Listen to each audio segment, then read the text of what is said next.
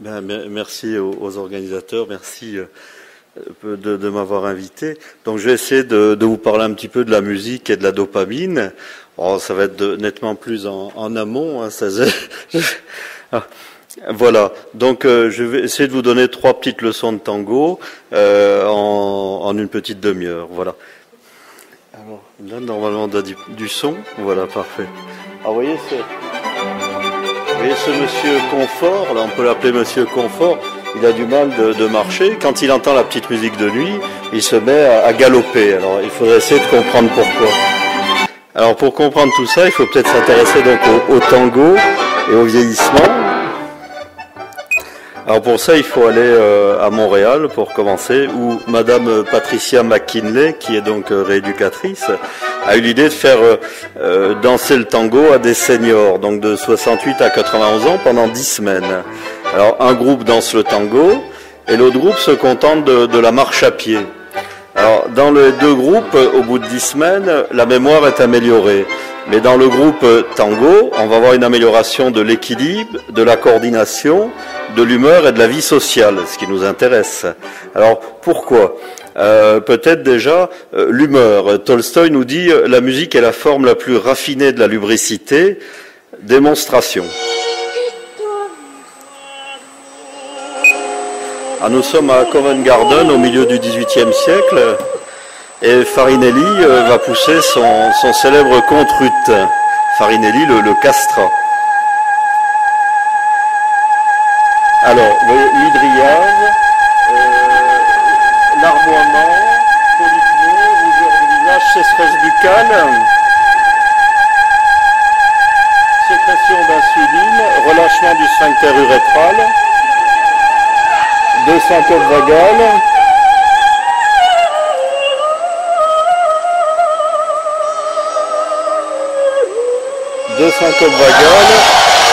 et un orgasme musical, ce qui, la part d'un castrat, est quand même une performance. Alors, par la suite, évidemment, tout ce qui est émotion et musique, on pourra en parler pendant des heures, mais tout de même un petit mot pour le père Athanasius Kirchner. Vous savez, ce père Kircher qui a failli tout inventer et qui n'a rien trouvé finalement. Et la seule chose qu'il ait trouvé, donc il vivait en 1600 au Vatican, il réunissait tout ce que les jésuites trouvaient de par le monde. Et peut-être il a laissé son nom pour une danse, une tarentelle. Alors, qu'est-ce qui se passait dans le sud de l'Italie, à Tarente, qui était au départ une colonie grecque, donc c'était pour ça qu'il y avait un peu des rites dionysiaques. On pensait que quand une jeune fille était triste et mélancolique, c'est parce qu'elle avait été piquée par une tarentule. Donc le seul moyen de l'en guérir, c'était de lui jouer une tarentelle, et au bout, parfois de 2-3 jours, elle souriait, elle se mettait à danser, elle était guérie. Donc le père Athanasius Kircher a créé sa tarentelle, qui se joue encore aujourd'hui, et fait rentrer ce mythe païen dans l'église. Donc la plupart des grands compositeurs ont composé une tarentelle. Alors qu'est-ce qui se passe ? Donc quand vous entendez une musique consonante, on le sait maintenant depuis 2000 ans, vous avez donc cette zone du cerveau qui va fonctionner. Ça a été démontré surtout par Blue Desator, donc c'est le circuit de la récompense qui s'anime donc avec le nucleus accumbens, l'aire tegmentaire ventrale. Donc vous entendez une musique qui vous plaît, vous sécrétez de la dopamine, donc ça peut être intéressant. Dans le Parkinson, bien sûr, vous sécrétez de la sérotonine, le rôle antidépresseur de la musique, et puis des endorphines. La musique peut vous donner des frissons, vous aurez rarement des frissons en entendant parler quelqu'un, vous voyez. Puis elle diminue l'adrénaline, bien sûr, c'est l'endroit où agissent les drogues, ce qui vous explique que vous pouvez avoir une musique dans la tête et pas pouvoir l'en faire sortir, puisqu'elle active ce circuit en boucle. Et puis, il y a la voie nigrostriée, mais c'est aussi cette voie mésolimbique qui fait que parfois, si vous sécrétez, si vous l'activez, vous avez envie d'aller au casino, de rouler en voiture très vite, de rencontrer du monde. Et puis, vous pouvez même avoir des mouvements ce qu'on appelle donc le pounding, vous avez peut-être dû en parler ce matin, et il y a un article qui est sorti donc sur 2 cas de pounding d'un mal d'Alzheimer, de chant compulsif. Alors il y a un cas qui n'était pas connu, mais l'autre cas était connu depuis très longtemps. Alors ça, c'est la première leçon de tango. La deuxième, ce sera peut-être pour le cervelet, vous voyez. Depuis longtemps, on a cherché donc à savoir comment fonctionnait notre cerveau. Là, vous voyez donc un alchimiste qui met un de ses patients dans un athanor. La gravure est reprise au XVIIe siècle, et vous voyez les premières choses qui vont sortir. c'est quand même un violon, enfin c'est des instruments de musique. Alors on peut faire la même chose. Voilà ce qui a été fait donc au Texas. Donc c'est un pianiste professionnel qui joue du Bach par cœur, les yeux fermés, dans un PET scan. Donc on n'est pas étonné de voir les lobes temporaux s'activer. Et puis de manière plus surprenante, le cervelet. Donc il y a une activité corrélée entre les aires frontotemporales antérieure droite et le cervelet postéro-latéral gauche. Donc on peut penser que c'est peut-être tout simplement parce qu'il joue, quoi, que c'est en rapport avec son jeu. Alors donc ça a été refait, l'expérience a été refaite où cette fois les musiciens ne jouent pas, ils se contentent d'écouter des chorales de Bach peu connues, et dans ces chorales de Bach il y a des petites erreurs, soit une erreur de rythme, soit une petite erreur sur la mélodie, soit une sur l'harmonie, soit rien du tout. Donc c'est des musiciens professionnels, ils vont découvrir 80% des erreurs, et on va s'apercevoir là aussi que leur cervelet va être impliqué tant pour l'harmonie que pour la mélodie que pour le rythme.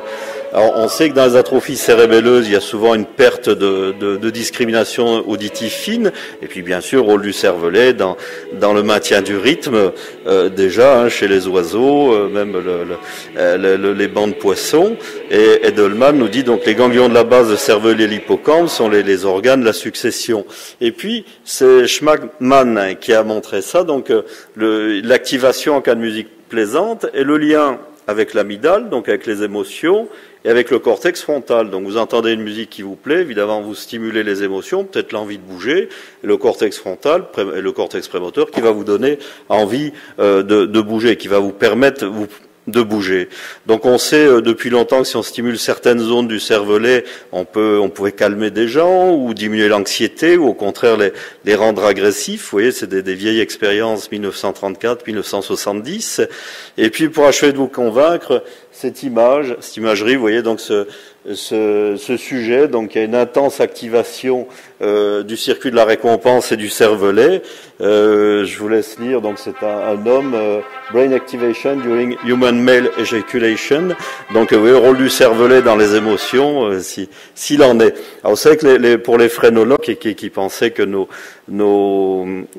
qualité pouvait se voir au niveau des bosses du crâne, hein, le sexe c'était vraiment derrière la nuque, le cervelet, et puis on pense aussi aux geishas, donc qui s'enduisent de poudre tout le corps, sauf la nuque, pour un japonais, la vision de la nuque, comme ça, la nuque découverte, ça nous fait le même effet que pour un occidental des cuisses, quoi. Vous voyez, c'est exactement la même chose.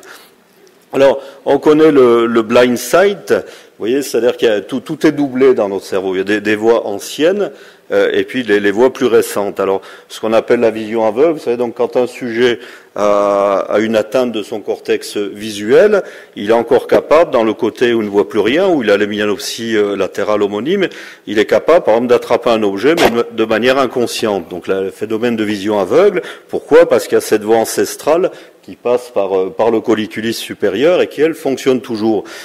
Pour l'audition, il y a exactement la même chose. Il y a une voix ancestrale qui passe par le cervelet et qui permet à la limite de réagir à un son avant même de l'avoir entendu. Vous voyez, donc c'est quelque chose donc de s'adapter avant de l'avoir entendu.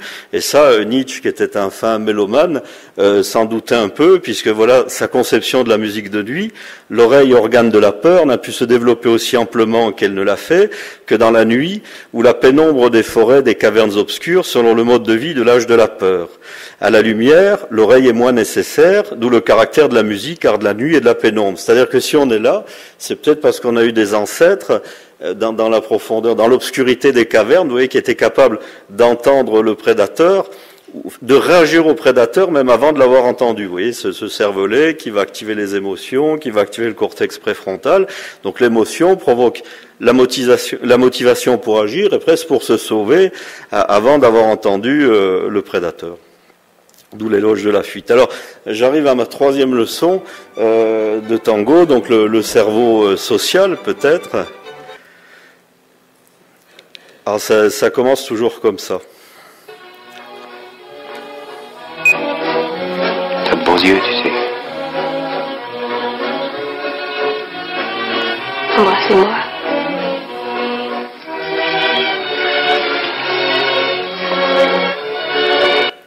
Alors bon, bien sûr, la force du regard. Alors, on retourne à Buenos Aires pour la dernière leçon de tango. quand un caballeros va choisir sa cavalière, il a peur de prendre une veste. Alors comment il fait? Il va pas aller l'inviter, il la regarde. C'est magnifique. Si vous allez à Buenos Aires, allez à l'Académie du Tango, qui se trouve à côté du café Tortoni. Vous pouvez y aller comme vous voulez, vous vous inscrivez, ça coûte rien. En 3 heures, vous apprenez le tango. Et après, on vous amène dans des milongas, c'est les balles, comme ça, milonga, parce que d'un côté les hommes, de l'autre côté les femmes, qui sont à mi-distance, milonga.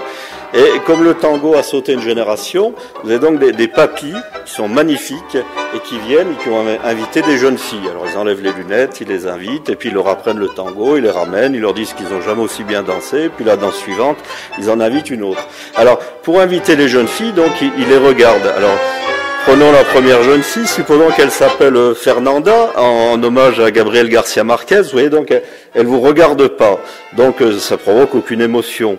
Et là, voilà, elle vous regarde droit dans les yeux, donc ça a été prouvé. Qu'est-ce qui se passe? Eh bien, vous sécrétez de la dopamine. Donc le regard fait sécréter de la dopamine, et donc déclenche la danse, la conversation,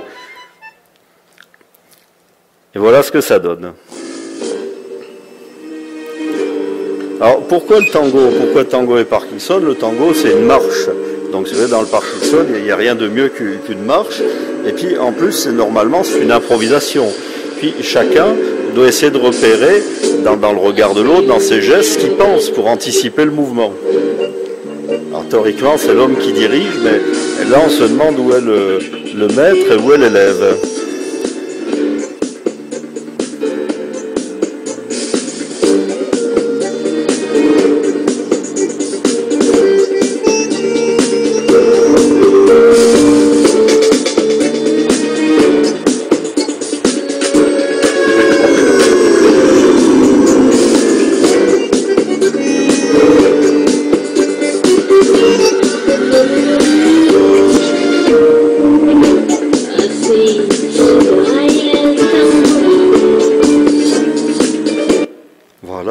Alors, plus quand les gens dansent, vous voyez, il y a quelque chose qui se passe, il y a une espèce de contagion émotionnelle, ça fait que les gens ne se marchent pas sur les pieds, chaque couple est dans son sens, enfin, tout est bien organisé, un peu comme un banc de dauphins. Si vous avez l'occasion de nager au milieu de bancs de dauphins, j'ai vu qu'il y avait le parc de la mer Rouge, pas loin, peut-être vous pouvez y aller, vous verrez vous verrez qu'ils vous imitent, quoi. Vous nagez avec les dauphins, vous faites des gestes, ils font exactement les mêmes que vous, quoi. Vous êtes acceptés. Alors, qu'est-ce qui peut permettre tout ça? Vous savez que si vous faites mal, vous avez une zone de votre cerveau en particulier qu'on appelle l'insula qui va fonctionner. Alors l'insula, c'est intéressant parce que c'est bien positionné. C'est un cerveau dans le cerveau. Vous voyez, c'est entre le cerveau profond, entre le cortex. C'est parfaitement positionné et cette zone qui va fonctionner en particulier pour la douleur. Et puis elle va fonctionner aussi quand vous voyez quelqu'un avoir mal. Si vous voyez quelqu'un qui souffre, votre insula se met à fonctionner, vous fait ressentir ce que sent la personne qui souffre. Si vous avez vu le film La vie des autres, c'est vraiment la meilleure démonstration de l'empathie. Alors, ça peut vous aider pour danser le tango, mais dans nos seniors qui apprennent à danser le tango, ils vont jamais à réussir à faire la figure de gauche. Donc, ils vont apprendre le pas de base. Alors, comment ils vont réussir à l'apprendre, ce petit pas de base? On sait depuis Melzoff qu'un enfant de quelques heures est capable d'imiter un psychologue. Vous voyez, Melzoff en haut, qui avec son bébé, et puis ça persiste assez vite. Vous voyez qu'un enfant de mettons une année, quoi, est capable d'imiter Beyoncé.